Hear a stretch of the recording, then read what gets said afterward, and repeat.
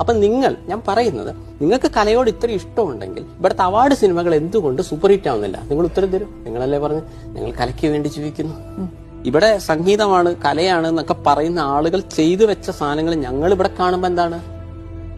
ഇവർ just opposite ആയിട്ടാണ് കാര്യങ്ങൾ ചെയ്യുന്നത്. ഡയലോഗിൽ മാത്രമേ ഇതൊക്കെ വരുന്നുള്ളൂ. അത് ഞാൻ പറഞ്ഞ പൊളിറ്റീഷ്യൻ ആയാലും ഒക്കെ ചെയ്യുന്നത് ഇങ്ങനെയാണ്. ഇത് കണ്ടുപഠിക്കുന്നത് നമ്മൾ എന്താ മനസ്സിലാക്കുന്നത്? ഇവിടെ ക്രിക്കറ്റുകാര് ദൈവങ്ങൾ, സിനിമാക്കാര് ദൈവങ്ങൾ, രാഷ്ട്രീയക്കാർ.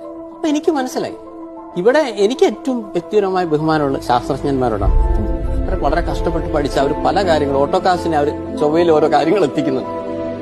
അവർക്കൊരു ഫ്ലെക്സ് വെക്കുന്ന ഒരു ഇത് വന്നു. ഞാൻ പറഞ്ഞാൽ നമ്മൾ ശരിക്കും അവർക്കൊരു ഫ്ലെക്സ് വെക്കേണ്ടതെന്ന് വെച്ചപ്പോൾ എന്റെ ഒരു കൂട്ടുകാരൻ പറഞ്ഞൊരു കാര്യം അറിയും.